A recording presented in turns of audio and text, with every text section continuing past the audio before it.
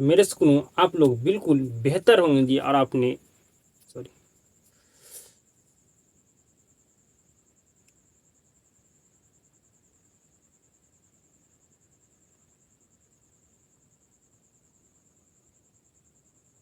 आप लोग बिल्कुल अच्छे होंगे जी। और अपना स्टडी भी आप 100% देकर आप लोग कर रहे होंगे जी।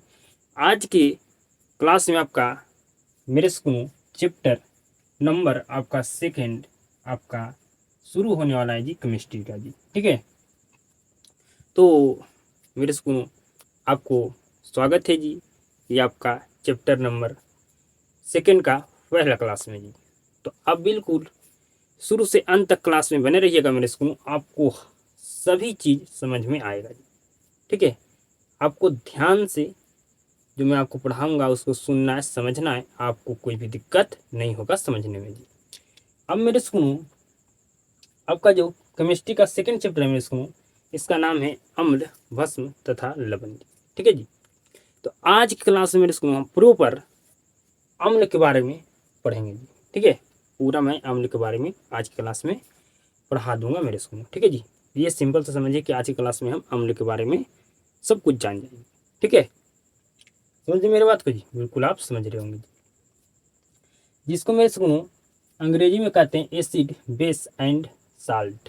ठीक है जी, समझ रहे, हम लोग कहते हैं एसिड, भस्म कहते हैं बेस, और तथा को एंड, और मेरे स्कूलों लवण को साल्ट जी।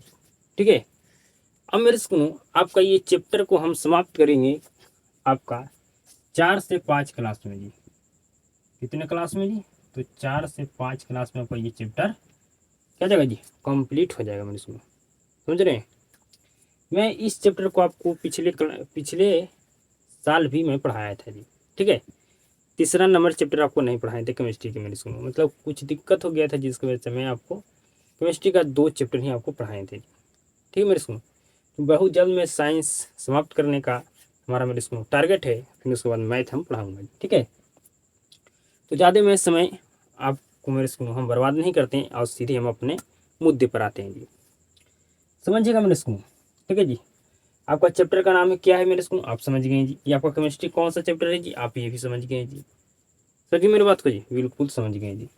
मेरे स्कूल आपका ये चैप्टर है, इस चैप्टर से आपका तीनों टाइप का प्रश्न आता है जी। आपका मेरे स्कूल ऑब्जेक्टिव टाइप का प्रश्न आता है, शॉर्ट क्वेश्चन भी आता है, आपको मेरे स्कूल लॉन्ग क्वेश्चन भी आ सकता है। ठीक है मेरे, मतलब तीनों टाइप का यहाँ से आपका क्वेश्चन आ सकता है मेरे स्कूल। ठीक है जी, ऑब्जेक्टिव यहाँ से कम मेरे स्कूल आपका केमिस्ट्री में आपका 26 से 27 ऑब्जेक्टिव पूछा जाता है जी। ठीक है, तो आपका टोटल मान के चलिए कितना चैप्टर है जी, तो 6 चैप्टर है। ठीक है जी, तो आपका 4 से 5 नंबर आपको सिर्फ खाली ये चैप्टर ऑब्जेक्टिव में देकर जाएगा जी। ठीक है, अगर सब्जेक्टिव में अगर 2 प्रश्न आपसे पूछा दिया जाता है तो आपको 4 नंबर मिलेगा जी। ठीक है जी, तो मान के चलिए यहाँ 4 नंबर, यहाँ 4 नंबर, 8 नंबर जी। ठीक है, समझिए मेरे स्कूल, मतलब आपका 8 से 10 नंबर का ये आपका मेरे स्कूल चैप्टर है जी। अगर लॉन्ग पूछ दिया तो आपका समझ रहे हैं 13 आपका हो जाएगा मेरे स्कूल 15 नंबर का ये चैप्टर है जी। लेकिन मैं मान के चलता हूँ कम से कम तो 8 से 10 नंबर का ये चैप्टर है जी। ठीक है, आपका ऑब्जेक्टिव तो पूछेगा ही पूछेगा इस चैप्टर से जी, और सब्जेक्टिव आपका मेरे स्कूल पूछेगा मेरे स्कूल। ठीक है जी, पूछेगा या मेरे स्कूल पूछने का क्या है जी, चांस है जी। हम ये नहीं बता सकते हैं कि 100% पूछेगा ही यही चैप्टर से। 6 चैप्टर है, 6 चैप्टरों से मेरे स्कूल आपको कोई भी प्रश्न उठा सकता है आपका शॉर्ट क्वेश्चन जी। ठीक है, आप जानते हैं मेरे सुनो केमिस्ट्री में आपको टोटल 8 प्रश्न दिया जाता है। कितना जी, तो कहेगा 8 ठो दिया जाता है, जिसमें से हमें कितना बनाने के लिए होता है जी, 4 गो। ठीक है जी, तो 8 प्रश्न आपका 6 चैप्टर में से उठाना है, तो वो कोई भी चैप्टर में से आपको मेरे स्कूल उठा लेगा जी। ठीक है जी, कोई चैप्टर को छोड़ दिया और कोई चैप्टर से ज़्यादा प्रश्न भी उठा लिया मेरे स्कूल, तो ये हम नहीं बता सकते कि कौन चैप्टर में से कितना प्रश्न उठाएगा जी। ठीक है, समझ रहे हैं मेरे स्कूल, बिल्कुल आप समझ रहे हैं जी। ठीक है जी, तो आपका अगर टोटल आप मेरे स्कूल केमिस्ट्री को पढ़ लें तो कितना नंबर लगेगा जी, तो आप लेकर आइएगा टोटल मेरे स्कूल 40 नंबर जी। कैसे जी, तो आपका 27 ऑब्जेक्टिव पूछता है जी, 27 से 26 को जी। ठीक है, 8 नंबर आपको मिलेगा शॉर्ट क्वेश्चन में जी। ठीक है, एगो आपको पूछेगा लॉन्ग क्वेश्चन जी। तो 13 और आपका 27 कितना होता है, 40 होता है ना, बिल्कुल होता है जी। अब समझिए मेरे स्कूल, हम सबसे पहले आज की क्लास में अम्ल के बारे में जानने वाले हैं जी। ठीक है जी, तो बिल्कुल ध्यान से समझिएगा जी। ठीक है, अम्ल को अंग्रेजी में कहते हैं एसिड, ठीक है जी। इसको वो मेरे सुनो उर्दू में क्या कहते हैं जी, अम्ल को हम उर्दू में क्या कहते हैं जी, तो अम्ल को उर्दू में तेजाब कहते हैं, ठीक है जी।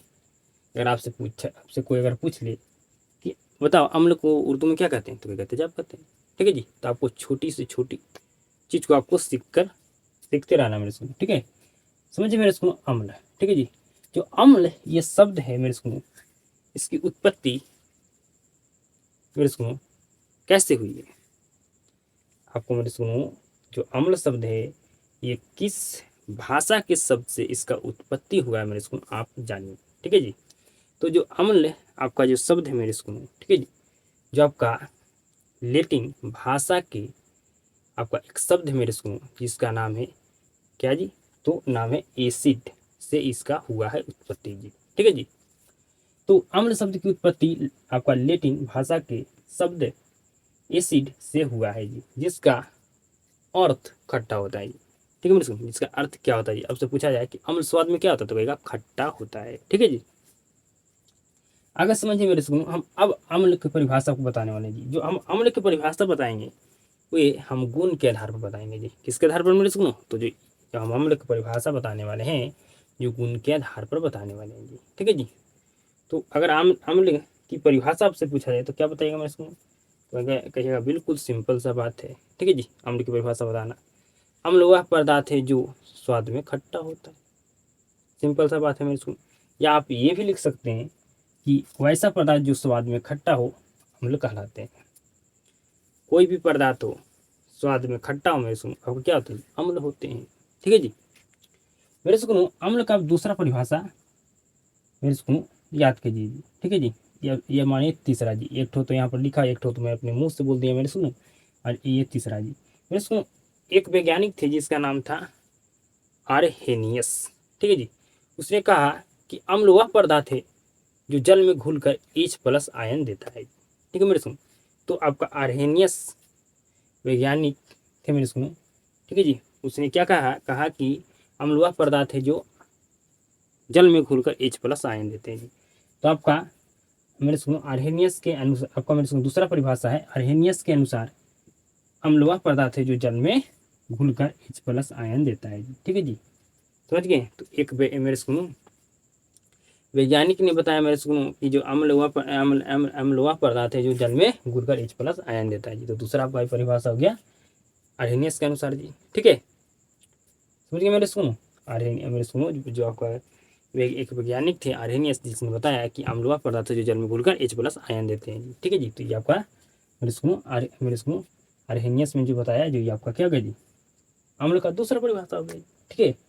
आगे मेरे सुनो समझिए, आपका उदाहरण बताइए जी, ठीक है जी। आप मेरे सुनो बताइए अम्ल का उदाहरण जी। तो आपका HCl आपका क्या जी, अम्ल है। आपका H2SO4 आपका क्या जी, अम्ल है। HCl हाइड्रोक्लोरिक अम्ल है, ठीक है मेरे सुनो। और आपका H2SO4 आपका सल्फ्यूरिक अम्ल है जी। और आपका HNO3 आपका नाइट्रिक अम्ल है जी। और मेरे सुनो आपका CH3COOH आपका एसिटिक अम्ल है जी, ठीक है जी। एसिटिक अम्ल है जी, ठीक है मेरे सुनो, समझ रहे हैं इत्यादि। तो ये सारे को क्या है जी, अम्ल है। इतना बात समझ गए जी, बिल्कुल आप समझ गए होंगे। अगर आपसे पूछा जाए कि अम्ल जो शब्द है इसकी उत्पत्ति कैसे हुई है, बता सकते हैं। अम्ल की परिभाषा क्या होता है, आप ये भी बता सकते हैं, ठीक है जी। मेरे सुनो हमारे पेट में कौन सा अम्ल पाया जाता है जी, तो हमारे पेट में हाइड्रोक्लोरिक अम्ल पाया जाता है, मतलब HCl, ठीक है जी। पूछा जाए मेरे सुनो आपसे कि बैक्टीरिया में कौन सा अम्ल पाया जाता है, तो कहेगा सल्फ्यूरिक अम्ल पाया जाता है, ठीक है। मेरे सुनो आपसे पूछा जाए कि अम्लों का राजा किसे कहा जाता है, तो कहेगा सल्फ्यूरिक अम्ल को। अम्लों का राजा किसे कहते हैं जी, तो सल्फ्यूरिक अम्ल को कहते हैं। मेरे सुनो अम्ल का पीएच मान 7 से कम होता है। अम्ल का पीएच मान कितना होता है जी, तो 7 से कम होता है। मेरे सुनो हम आपको पढ़ाएंगे मेरे सुनो आगे, ठीक है जी, कि आपका मेरे सुनो अम्ल का पीएच मान 7 से कम कैसे होता है, ठीक है मेरे सुनो। आप जानते हैं कि वजन को मेरे सुनो तौलने के लिए, ठीक है जी, कि कितना केजी है, उसके लिए मेरे सुनो केजी ग्राम होता है जी। ठीक है, मेरे स्कूल हाइट को नापने के लिए आपका एक स्केल होता है जी। ठीक है जी। उसी तरह से कोई पदार्थ अम्लीय आपको मेरे स्कूल अम्ल है, भस्म है, ठीक है मेरे स्कूल, ठीक है जी, या मेरे स्कूल आपका क्या है जी, आपका मेरे स्कूल उदासीन है जी। ठीक है जी। इसके लिए क्या होता है मेरे स्कूल, एक पीएच स्केल होता है जी। ठीक है जी, जिसका खोज सोरेनसन, ठीक है जी, आपका इसका खोज किसने किया था जी, तो इसका खोज किया था सोरेनसन नाम के एक वैज्ञानिक मेरे सुनो, जिसने पीएच स्केल का खोज किया था जी। ठीक है, समझ रहे मेरे बात को, बिल्कुल आप समझ रहे हैं जी। ठीक है मेरे सुनो, एक पीएच स्केल होता है मेरे सुनो, जिसकी मदद से हम मेरे सुनो मापते हैं। तो जो मापने पर मेरे सुनो, ठीक है जी, 7 से अगर कम मेरे सुनो उसका पीएच मान हो तो वो आपका अम्ल होता है। अगर मेरे सुनो जब 7 हो तो उदासीन होता है, जब 7 से मेरे स्कूल क्या होता है अधिक होता है तो आपका क्षार होता है, मेरे स्कूल भस्म होता है जी। ठीक है जी, हम पढ़ाएंगे आगे मेरे स्कूल, ठीक है, कोई बात नहीं।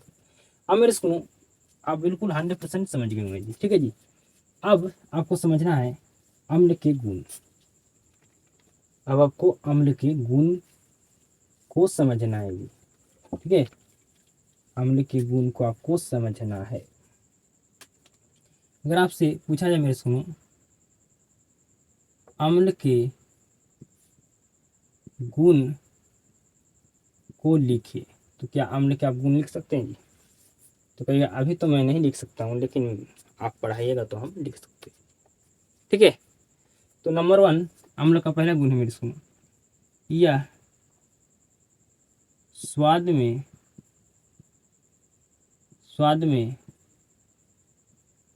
खट्टा होता है। ठीक है जी, आपसे ऑप्शन दिया जाएगा मेरे सुनो कि अम्ल स्वाद में क्या होता है, खट्टा, कड़वा, दोनों, इनमें से कोई नहीं। तो आपको जब पता होगा, आप अगर पढ़े होंगे बेहतर ढंग से, तो आप बता सकते हैं सवाल का जवाब जी। ठीक है, आगे समझेंगे मेरे सुनो। नेक्स्ट इसका गुण है जी मेरे सुनो, यह जल में घुलकर H+ आयन देता है जी। ठीक है, यह कह रहे हैं मतलब मेरे सुनो जल, ठीक है, यह जल में घुलकर H+ आयन देता है। नेक्स्ट मेरे सुनो इसका गुण है लिखना, इसका पीएच मान 7 से कम होता है। इसका पीएच मान 7 से कम होता है। ठीक है जी, आपका ऑब्जेक्टिव में पूछा जाता है मेरे सुनो, ये बताइए अम्ल का पीएच मान कितना होता है, तो आपको लिखा रहेगा 7 से कम, 7 से अधिक, 7, इनमें से कोई नहीं। तो आपको पता होगा तब ना बता सकते हैं जी, तो कहेगा बिल्कुल। इसलिए आप पढ़िए सीधा तरीके से मेरे सुनो। ठीक है जी, आप पढ़िए बेहतर ढंग से, आप बिल्कुल बता पाइएगा जी। अगला मेरे सुनो गुण है क्या जी, तो अगला गुण है जिसको समझिए जी। ठीक है, बिल्कुल ध्यान से आप समझिएगा जी। अगला इसका गुण है मेरे सुनो, या क्या करता है, नीले लिटमस या नीले लिटमस पत्र को लाल बना देता है, ठीक है मेरे सुनो, समझे मेरे सुनो। कोई भी अम्ल है मेरे सुनो, अगर आप उसको आप मेरे सुनो लिटमस पत्र में रखते हैं तो मेरे सुनो अम्ल होगा। तो क्या होगा, लिटमस पत्र आपका हो जाएगा जी, तो आपका हो जाएगा लाल। ठीक है मेरे सुनो, तो ये क्या करता है जी, नीले लिटमस पत्र को लाल बना देता है जी। आपसे ऑब्जेक्टिव में प्रश्न पूछा जाएगा कि कौन कौन लिटमस पत्र को आपको मेरे सुनो ये पूछेगा आपसे प्रश्न, अम्ल क्या करता है। ठीक है जी, या मेरे सुनो आपसे ये इस तरह से प्रश्न पूछ सकता है। प्रश्न पूछने का बहुत तरीका है। ठीक है, कि आपसे पूछेगा कौन, या मेरे सुनो ऐसा समझिए, नीले लिटमस पत्र को लाल कौन करता है, तो कहेगा अम्ल करता है। ठीक है मेरे सुनो, अगला मेरे स्कूल जो अम्ल है धातु से अभिक्रिया, जो मेरे स्कूल अम्ल है बिल्कुल ध्यान से समझिएगा, ठीक है जी। ये आप लिख सकते हैं मेरे स्कूल, अम्ल नहीं लिखिए जी, ठीक है। अम्ल धातु से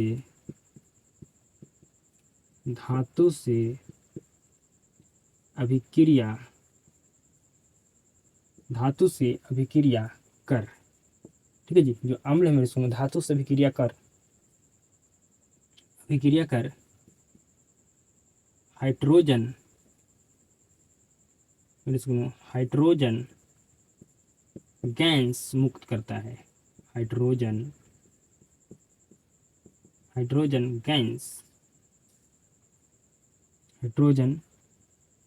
गैस मुक्त करता है जी, ठीक है जी। समझ गए मेरे सुन, तो कहिएगा अभी हम 100% नहीं समझे पांचवा गुण को जी, तो कहिएगा अब क्या करना होगा मेरे सुन, समझाना होगा आपको। तो आइए समझाते हैं मेरे सुन। कोई भी आप मेरे सुन अम्ल ले लीजिए, ठीक है, और उसको धातु के साथ रिएक्शन कराइए, ठीक है जी। हम यहाँ पर ले लेते हैं मेरे सुन क्या जी, तो ले लेते हैं H2SO4, ठीक है जी। इसको हम मेरे स्कूल धातु के साथ क्या कराते हैं, रिएक्शन कराते हैं जी। तो मेरे स्कूल आपका यहाँ पर बनेगा आयरन सल्फेट प्लस में आपको क्या होगा जी, यहाँ पर हाइड्रोजन गैस क्या होगा मेरे स्कूल निकलेगा जी, मतलब मुक्त होगा मेरे स्कूल, ठीक है। समझ रहे हैं जी, बिल्कुल आप समझ रहे हैं जी, बिल्कुल आप समझ रहे हैं मेरे स्कूल, ठीक है जी। आप ले लीजिए मेरे स्कूल नेक्स्ट Zn, आपका एक धातु है जी, इसको अगर अम्ल के साथ रिएक्शन कराइएगा तो यहाँ पर बनेगा ZnSO4, ठीक है जी। प्लस में आपका यहाँ क्या होगा जी, हाइड्रोजन गैस मुक्त होगा जी। समझ गए मेरी बात को जी, बिल्कुल आप समझ गए मेरे सुनो, बिल्कुल आप समझ गए 100% जी। कोई भी दिक्कत समझने में जी, कोई भी दिक्कत आपको नहीं हुआ होगा मेरे सुनो समझने में मेरी अनुसार जी, ठीक है जी। कोई भी दिक्कत नहीं होगा जी, आपको हुआ होगा मेरे सुनो, क्योंकि मैं आपको बिल्कुल बेहतर ढंग से समझा रहा हूँ जी, ठीक है। मैं अपना 100% आपको दे रहा हूँ समझाने में जी, ठीक है जी। तो अभी हम अम्ल की परिभाषा समझे। अम्ल जो शब्द है ये आपको मैं सुनो कैसे उत्पत्ति में सुनो, इसका उत्पत्ति कैसे हुआ जी। अम्ल का परिभाषा समझे मेरे सुनो, ठीक है। अम्ल की परिभाषा समझे जी, फिर अम्ल के हम गुण समझे मेरे सुनो। अब हम आगे बढ़ते हैं मेरे सुनो, बिल्कुल बेहतर ढंग से आपको समझ में आएगा जी। अब मेरे सुनो आपको नेक्स्ट समझना है जी, ठीक है।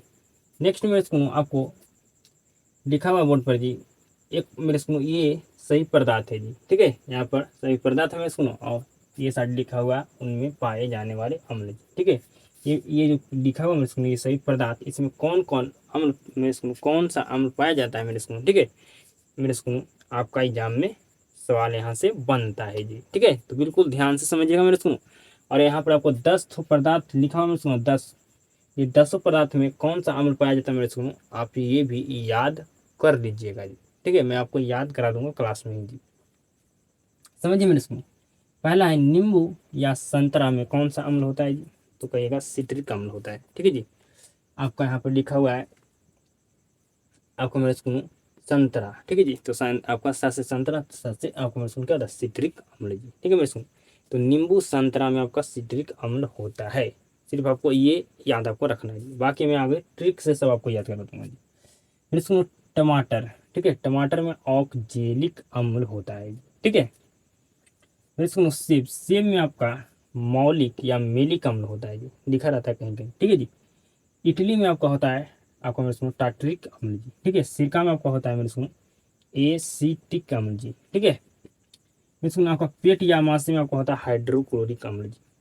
दही में होता है मेरे सुनो लैक्टिक अम्ल जी, ठीक है, लैक्टिक अम्ल। और लाल चींटी या मधुमक्खी का डंक में आपका फॉर्मिक अम्ल या मेरे सुनो मिथेनोइक अम्ल होता है जी। विटामिन सी में आपका होता है एस्कॉर्बिक अम्ल जी, ठीक है। चाय में होता है मेरे सुनो आपका टेनिक अम्ल जी। तो आप कहे होंगे कि हमें तो याद नहीं हुआ। ठीक है जी, क्या आप कहिएगा जी? आप लोग कह रहे होंगे कि हमको तो याद तो नहीं हुआ। ठीक है, आप तो यहाँ पर पदार्थ लिखे हुए हैं, आइए पदार्थ में, ये सही पदार्थ में कौन कौन अम्ल पाए जाते हैं ये आप लिखे हैं, लेकिन मुझे याद नहीं हुआ। तो आइए मैं आपको याद कराता हूँ ट्रिक से जी। नींबू संतरा में आपका सिट्रिक अम्ल होता है, ये आपको खाली एक ठो याद करना है। मात्र कितना ठो जी? एक ठो याद करना है कि नींबू संतरा में आपका क्या होता है? सिट्रिक अम्ल होता है जी। ठीक है, अब नेक्स्ट आपको ट्रिक से याद करते हैं टमाटर। ठीक है मेरे सुनो, क्या है जी? टमाटर। टमाटर में क्या होता है जी? ऑक्जेलिक अम्ल होता है जी। कैसे आपको याद रखना है मेरे सुनो, समझिए मेरे सुनो, कोई भी मेरे सुनो, मैं आपको समझाने का प्रयास करता हूँ ट्रिक से जी, समझिएगा बिल्कुल ध्यान से जी। ठीक है मेरे सुनो, टमाटर में आपका ऑक्जेलिक अम्ल होता है, ये कैसे आप याद रख पाइएगा इसको समझिए जी। ठीक है जी, आया एक मेरे सुनो टमाटर बेचने वाला जी। ठीक है जी, तो उसने कहा टमाटर ले लो। ठीक है जी, बेचने वाला टमाटर आया तो कहेगा कि टमाटर ले लो। तो जिसको लेना था, जो कहा कि 1 किलो हमको भी टमाटर दे दो। ठीक है जी, या आधा किलो टमाटर दो, तो उसने क्या कहा? आकर ले जाओ। ठीक है जी, उसने क्या कहा? उसने कहा आकर ले जाओ। तो मतलब आकर ले जाओ मतलब आपको मैं सुनूँ कहा आकर ले जाओ। तो टमाटर में कौन सा अम्ल होता है जी? ऑक्जेलिक अम्ल होता है। ठीक है जी, कहा आकर ले जाओ मतलब टमाटर में ऑक्जेलिक अम्ल होता है जी। याद हो गया होगा जी। मेरे सुनो सेब, सेब में आपका मेरे सुनो मौलिक अम्ल होता है जी। आप कैसे याद रखिएगा मेरे सुनो, आपने सेब लेकर आया मेरे सुनो। ठीक है जी, ठीक है जी, सेब लेकर आइएगा मेरे सुनो, तो आप सेब को मेरे सुनो खाइएगा जी। ठीक है जी, खाइएगा ना मेरे सुनो। ठीक है, आप तो सेब लेकर आइएगा तो खाइएगा मेरे सुनो ना, तो कहेगा बिल्कुल हम खाएंगे। लेकिन एक ठो एक लो ये जो मेरे सुनो एक व्यक्ति था जो सेब लेकर आया मेरे सुनो, जो किसी को मार दिया। ठीक है जी, सेब खरीद कर लाया और किसी को सेब से मार दिया जी। ठीक है जी, तो सेब में आपका कौन सा अम्ल होता है जी? तो कहेगा मौलिक अम्ल होता है। ठीक है जी, समझ रहे? आपको ये याद रखना है कि सभी आदमी तो सेब लेते खाने के, लेकिन एक आदमी लिया था जो किसी को फिर उसको सेब लेकर आया और मार दिया, तो मार दिया तो उसमें क्या था? मौलिक अम्ल होता है। अगला ये इमली, इमली में आपका टाटरिक अम्ल होता है जी। ठीक है मेरे सुनो, जब इमली में आपको क्या होता है जी? टाटरिक अम्ल होता है जी। तो बिल्कुल ध्यान से समझिएगा जी, इमली में आपका टाटरिक अम्ल होता है, कैसे याद रखेंगे जी? जब मैंने सुनो इमली आप लीजिएगा मेरे सुनो, और उसको जब आपस में दोनों को ऐसे में दोनों को मेरे सुनो आपस में लड़ाइएगा तब इसको टन आपको मेरे सुनो टर टर आवाज़ करेगा जी। ठीक है जी, जब दोनों मेरे सुनो दो ठो इमली लीजिए, उसको जब आपस में लड़ाइएगा तो टर टर आवाज़ करेगा जी, मतलब इमली में टाटरिक अम्ल होता है जी। ठीक है, सिरका में मेरे सुनो, सिरका में आपका मेरे सुनो एसिटिक अम्ल होता है जी। ठीक है जी, सिरका में कौन सा अम्ल होता है मेरे सुनो? तो आपका एसिटिक अम्ल होता है जी। आपको ये भी याद रखना है जी। ठीक है जी, कि नींबू संतरा में सिट्रिक अम्ल और मेरे सुनो सिरका में एसिटिक अम्ल। ठीक है जी, आगे समझिए मेरे सुनो पेट या आमाशय में आपका हाइड्रोक्लोरिक अम्ल होता है जी। ठीक है मेरे सुनो, पेट या आमाशय में क्या होता है जी? हाइड्रोक्लोरिक अम्ल होता है मेरे सुनो, आपको याद रखना है जी। ठीक है मेरे सुनो, पेट या आमाशय में पूछेगा कौन सा अम्ल होता है तो कहेगा हाइड्रोक्लोरिक अम्ल होता है। ठीक है जी, अब ये याद रखेंगे मेरे सुनो कि पेट में जो अम्ल होता है जो हाई पावर का होता है। ठीक है जी, मेरी बात को समझ रहे हैं? जो पेट में हमारे अम्ल होते हैं वे हाई पावर के होते हैं, मतलब पेट में हमारा या आमाशय में हाइड्रोक्लोरिक अम्ल पाया जाता है। ठीक है जी, लाल चींटी या मधुमक्खी का डंक में फॉर्मिक अम्ल या मेथनोइक अम्ल होता है। अब इसको कैसे याद रखिएगा मेरे सुनो, आप इसको कैसे याद रखिएगा मेरे सुनो। ठीक है जी, तो लाल चींटी या मधुमक्खी का डंक में फॉर्मिक अम्ल होता है। ठीक है मेरे सुनो, तो जब भी आपको याद रखना है मेरे सुनो कि जब भी लाल चींटी या मधुमक्खी मेरे सुनो आपको काटेगा तो क्या करके देगा जी? फाड़ देगा जी। ठीक है जी, तो इसमें कौन था? फॉर्मिक अम्ल होता है जी। और ये समझिए आपको मेरे सुनो, आपका लाल चींटी और मधुमक्खी का डंक मेरे सुनो। ठीक है जी, तो लाल चींटी और मधुमक्खी का सबसे बेहतर मेरे सुनो क्या आता है जी? तो मेला घूमने आता है। ठीक है जी, जो आपका जो लाल चींटी या मधुमक्खी को सब मेरे सुनो क्या आता है? इसको मेला घूमने सबसे अच्छा आता है। तो मेरे सुनो इसमें कौन सा अम्ल कौन सा अम्ल है जी? मेथनोइक अम्ल। अगर समझिए विटामिन सी में आपको क्या होता है जी? एस्कॉर्बिक अम्ल होता है जी। ठीक है जी, ये आपको याद रखना है मेरे सुनो कि विटामिन सी में आपका एस्कॉर्बिक अम्ल होता है जी। चाय में मेरे सुनो तो आपका टी मतलब क्या था मेरे सुनो, कि चाय होता है। तो आपका मेरे सुनो टी मतलब क्या था, चाय। तो टी मतलब आपका टेनिक अम्ल होता है मेरे सुनो चाय में जी। ठीक है मेरे सुनो, समझ गए मेरी बात को, बिल्कुल आप समझ गए। ठीक है जी, आप बिल्कुल समझ गए मेरे सुनो। और आपको याद भी हो चुका होगा जी, 10 ठो पदार्थ में आपको लिखा हो मेरे सुनो, इस ये 10 जो पदार्थ लिखा है इसमें कौन कौन सा अम्ल पाए जाते हैं, ये आप बिल्कुल 100% याद हो चुका होगा जी। ठीक है जी, इसमें से 2 या 3 ठो आपको याद करने के लिए बताया मेरे सुनो कहें, लेकिन मैं आपको और सभी ट्रिक से याद करा दिया हूँ जी। ठीक है, ट्रिक से याद करा दिया हूँ मेरे सुनो। मैं आपको बिना मैं मेरे सुनो मैं बिना देखे बता सकता हूँ। ठीक है जी, सेब में कौन सा अम्ल होता है, तो मौलिक अम्ल होता है। सिरका में कौन सा अम्ल होता है, तो आपका एसिटिक अम्ल होता है। ठीक है जी, संतरा या नींबू में कौन सा अम्ल होता है, तो आपका होता है सिट्रिक अम्ल होता है। ठीक है जी, मेरे सुनो दही में कौन सा अम्ल होता है, तो कहेगा मेरे सुनो लैक्टिक अम्ल होता है जी। ठीक है जी, क्योंकि दही जब भी मिलता है मेरे सुनो तो लेट से मिलता है, इसलिए अम्ल में सॉरी दही में आपका मेरे सुनो लैक्टिक अम्ल पाया जाता है जी। ठीक है मेरे सुनो, आपसे पूछा जाए कि हमारे पेट या अमाशय में क्या होता है, कौन सा अम्ल होता है मेरे सुनो, तो कहेगा हाइड्रोक्लोरिक अम्ल होता है। ठीक है जी, आपसे पूछा जाए मेरे सुनो कि बताइए बताइए आपको बताना मैं सुनो कि नेक्स्ट हमारा है मेरे सुनो, आपका क्या था जी, तो नेक्स्ट हमारा है मेरे सुनो टमाटर। तो टमाटर में कौन सा अम्ल पाया जाता है जी, ऑक्जेलिक अम्ल पाया जाता है जी। ठीक है, समझ गए मेरे बात को, बिल्कुल समझ गए जी, कोई भी दिक्कत नहीं जी।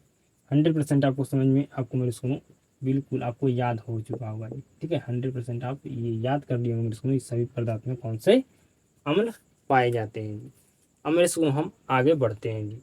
मेरे सुनो आप बिल्कुल ध्यान से समझिएगा जी। ठीक है, देख रहे हैं इस तरफ आपका पदार्थ लिखा हुआ मेरे सुनो, और इस तरफ मेरे सुनो पदार्थ का पीएच मान लिखा हुआ है जी। ठीक है मेरे सुनो कि इस पदार्थ का पीएच मान क्या होता है, ये पदार्थ का पीएच मान क्या होता है। ठीक है मेरे सुनो, तो आपको लिखिए एक तरफ पदार्थ और एक तरफ लिखिए पीएच मान। ठीक है जी, एक तरफ आपको पदार्थ लिखना है मेरे सुनो, एक तरफ उसका पीएच मान लिखना है जी। ठीक है, और आपको क्या करना है मेरे सुनो, याद करना है जी। ठीक है, तो समझिए मेरे सुनो, अमाशय रस का पीएच मान होता है मेरे सुनो आपका 1.0।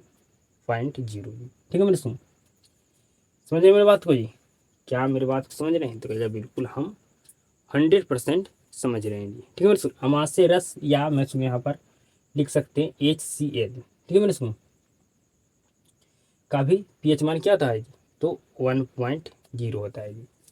नींबू का रस का मेरे सुनो पीएच मान होता है 2.5। सिरका का पीएच मान होता है मेरे सुनो 3.0। टमाटर का पीएच मान होता है जी 4.1। पसीना का पीएच मान कितना होता है जी 4.5।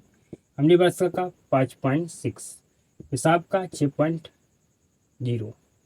दूध का 6.5। शुद्ध जल का 7.0। आंसू का 7.3। रक्त का 7.4। मिल्क ऑफ मैग्नीशिया का 10.5। चूना जल का 11.0। NaOH का पीएच मान कितना होता है 14 होता है, मतलब सोडियम हाइड्रोक्साइड का पीएच मान 14 होता है मेरे सुनो। तो आप सिंपल से याद रखें मेरे सुनो, पूछा जाए सबसे अधिक।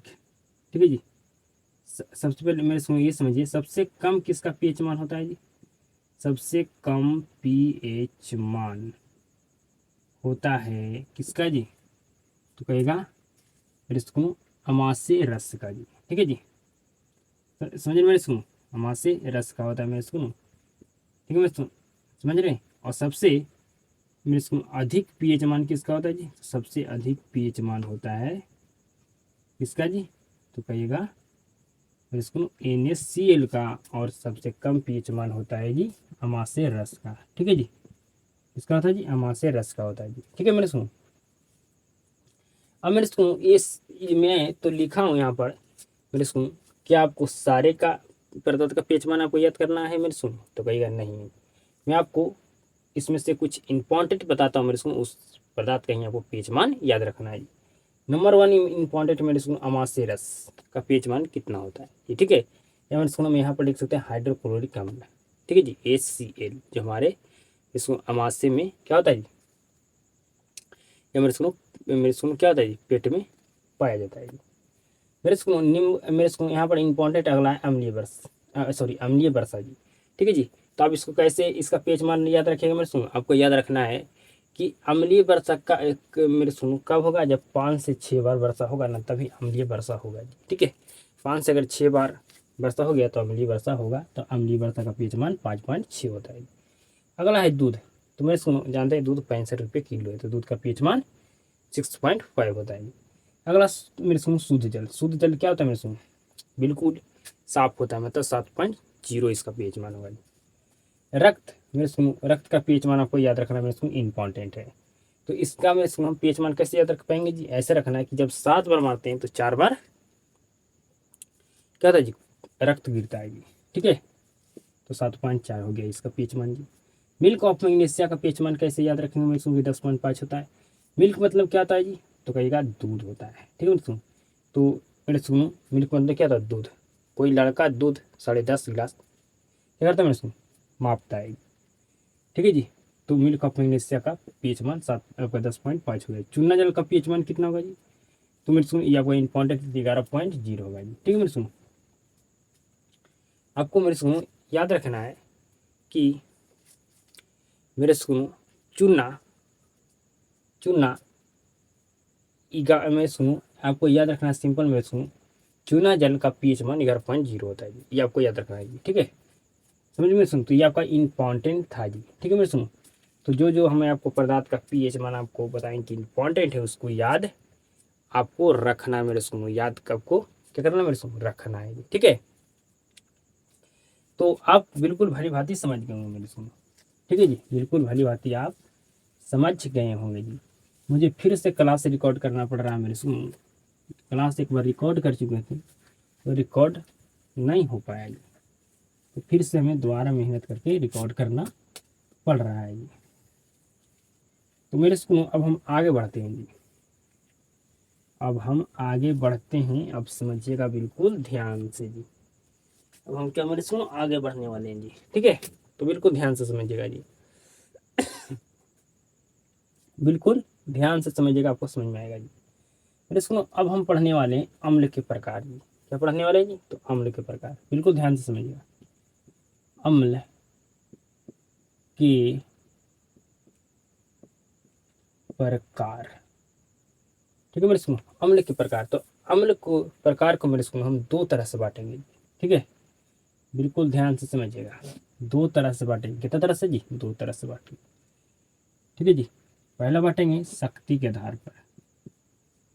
किसके आधार पर जी, तो कहेगा शक्ति के आधार पर, शक्ति के आधार पर। दूसरा बांटेंगे मेरे सुनो इसको हम मात्रा के आधार पर में सुनो, या हम बोल सकते हैं बिलियन में मात्रा के आधार पर, बिलियन में मात्रा के आधार पर। ठीक है जी, समझ रहे हैं, बिल्कुल समझ रहे हैं जी। यहाँ पर हम अम्ल के प्रकार को 2 तरह से बांटेंगे, एक शक्ति के आधार पर, एक हम इसको बिलियन में मात्रा के आधार पर। ठीक है मेरे, तो शक्ति के आधार पर अम्ल के 2 प्रकार होते हैं। कितने प्रकार होते हैं जी, तो कहेगा 2 प्रकार होते हैं। कौन कौन होते हैं, बिल्कुल ध्यान से सुनिएगा।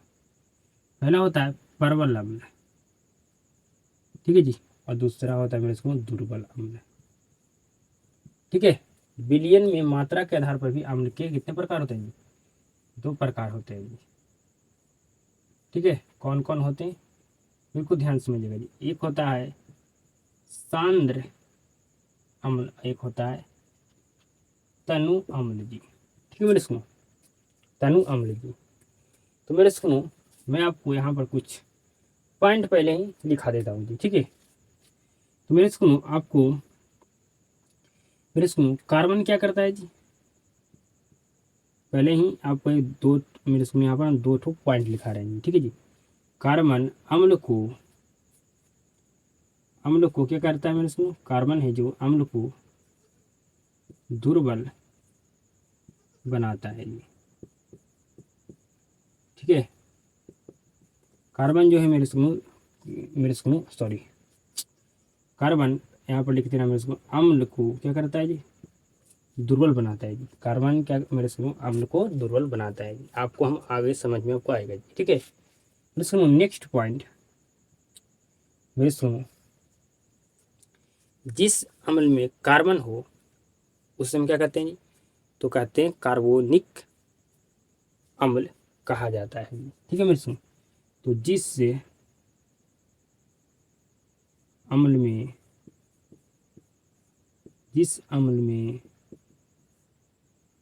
कार्बन हो, जिस अम्ल में क्या जी कार्बन हो कॉमा उसे कार्बोनिक कार्बोनिक कार्बोनिक अम्ल कहा जाता है। ठीक है मेरे सुनो, जिस अम्ल में क्या हो जी कार्बन हो, ठीक है मेरे सुनो, यहाँ ब्रैकेट में आप लिख दीजिएगा सी। ठीक है जी, जिस अम्ल में क्या हो जी, जिस अम्ल में कार्बन हो, ठीक है जी, जिस अम्ल में क्या हो जी कार्बन हो, ठीक है जी, जिस अम्ल में क्या हो जी कार्बन हो, ठीक है जी, जिस अम्ल में कार्बन हो उसे क्या कहेंगे, उसे हम कहेंगे मेरे सुनो, उसे हम कहेंगे क्या जी, उसे हम कहेंगे जी कार्बोनिक कार्बोनिक अम्ल। क्या कहेंगे जी कार्बोनिक अम्ल कहा जाता है। ठीक है मेरे सुनो, अब मेरे सुनो आपको समझना होगा ध्यान से, ठीक है, अब आपको ध्यान से समझना होगा मेरे सुनो। ठीक है जी, कार्बन क्या करता है जी, तो अम्ल को दुर्बल बनाता है। ठीक है भाई, समझिए मेरी बात को जी, बिल्कुल आप समझ लेंगे, जहाँ भी आप देखिएगा मेरे सुनो कार्बन होगा वो क्या होगा जी आपका दुर्बल अम्ल होगा। ठीक है जी, क्या होगा जी दुर्बल अम्ल होगा मेरे सुनो। ठीक है जी, बिल्कुल ध्यान से समझिएगा जी। और मेरे सुनो जिस अम्ल में कार्बन हो उसे क्या कहते हैं कार्बोनिक अम्ल कहा जाता है जी। ठीक है मेरे सुनो, अब आपको हम समझाते हैं शक्ति के आधार पर अम्ल के प्रकार को जी।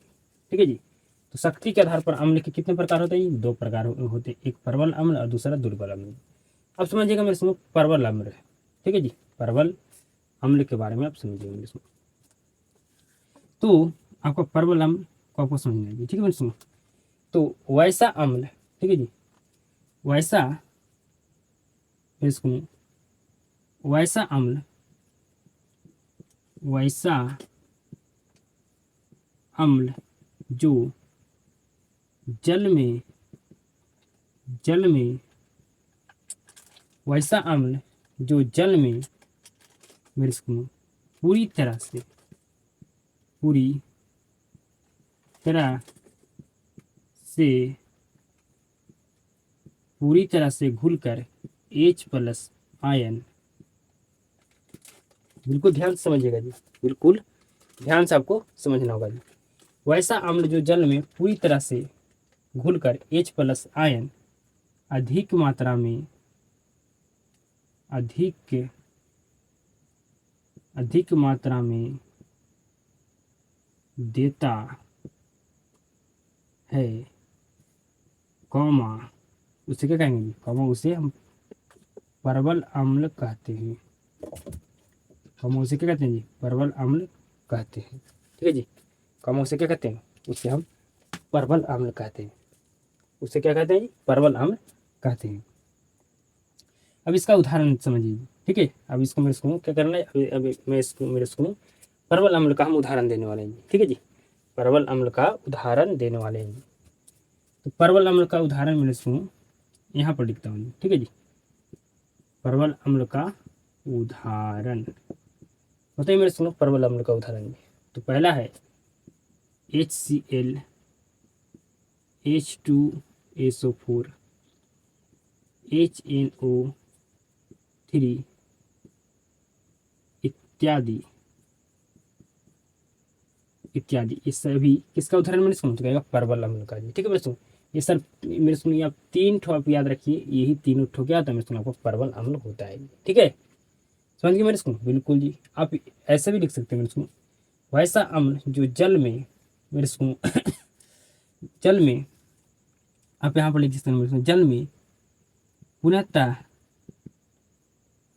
मेरे सुन वैसा अम्ल जो जल में मेरे सुन आपका पुनः मेरे सुन पुनः, अब मेरे सुन आप लिखिए यहाँ पर लिखना मेरे सुन आपका कि वैसा अम्ल जो जल में मेरे सुन पुनः, अब मेरे सुन आपका पुनः, मेरे सुन यहाँ पर मैं पढ़ने में थोड़ा लखड़ा जा रहा हूँ। ठीक है, मेरे सुन अम्ल जो जल में मेरे सुनो क्या जी, तो आपका पूर्णतः मेरे सुनो आपका पूर्णतः, ठीक है जी, आपका पूर्णतः पूर्णतः आपका मेरे सुनो पूर्णतः घुलकर, ठीक है जी, घुलकर H+ आयन अधिक मात्रा में देता है, कॉमा उससे प्रबल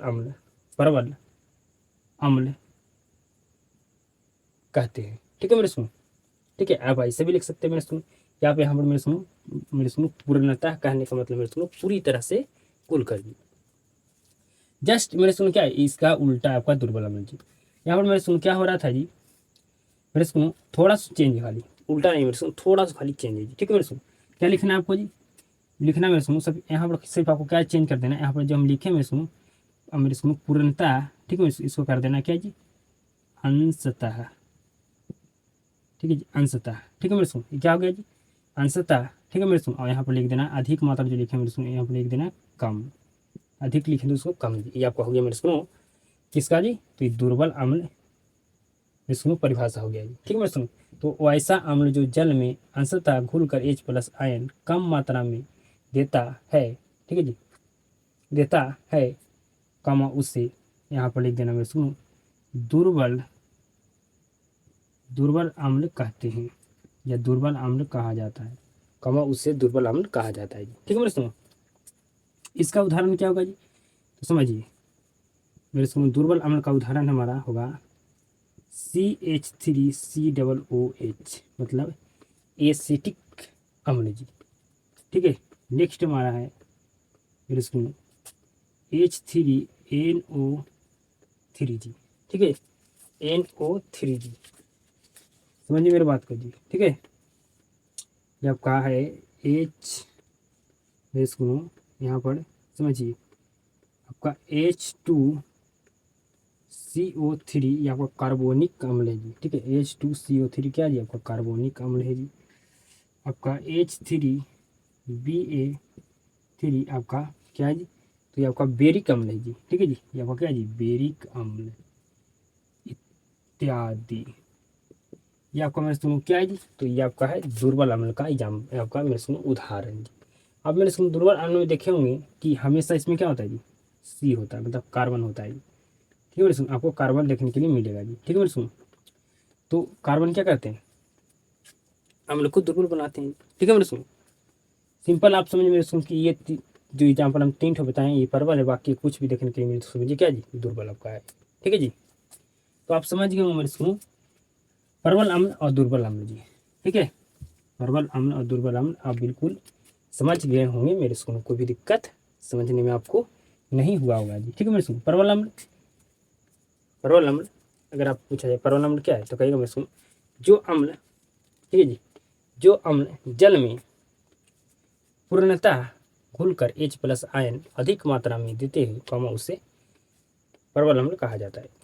दुर्बल अम्ल जो अम्ल जल में अंशतः घुलकर H+ आयन कम मात्रा में देते हैं, कॉमा उसे क्या कहते हैं, दुर्बल अम्ल कहा जाता है जी। एग्जाम्पल आपको बता देंगे।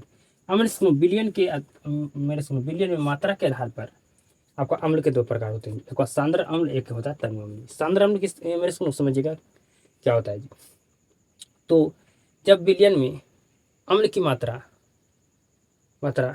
अधिक हो, ठीक है जी, समझिए इसमें जब बिलियन में इसमें अम्ल की मात्रा क्या हो जी, अम्ल की मात्रा जब बिलियन में अम्ल की मात्रा अधिक हो, सांद्र अम्ल कहलाते हैं जी। ठीक है, समझिए एक यहाँ पर बीकर है जी।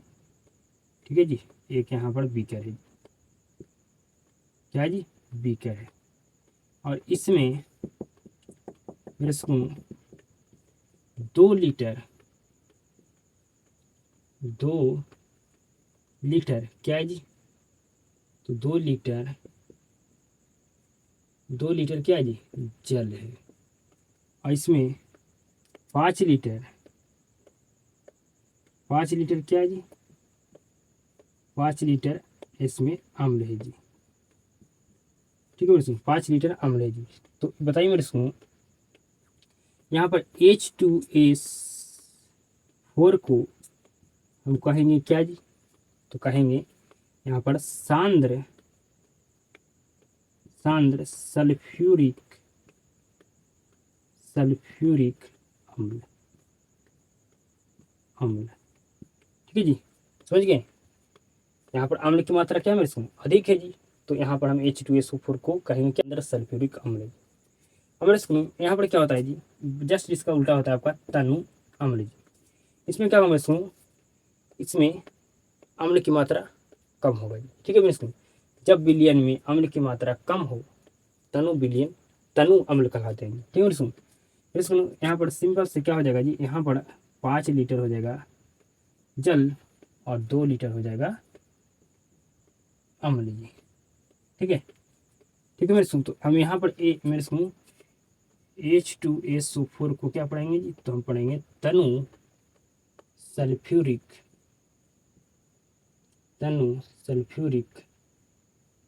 अम्ल, तनु सल्फ्यूरिक अम्ल जी। ठीक है मेरे सुनो, तो आपका सांद्र अम्ल और तनु अम्ल समझ गए मैंने सुनो, बिल्कुल समझ गए जी। जब विलयन में अम्ल की मात्रा अधिक हो तो क्या कहलाते हैं, सांद्र अम्ल। और जब जब जब विलयन में अम्ल की मात्रा कम हो क्या कहलाते हैं, तो तनु अम्ल कहलाते हैं।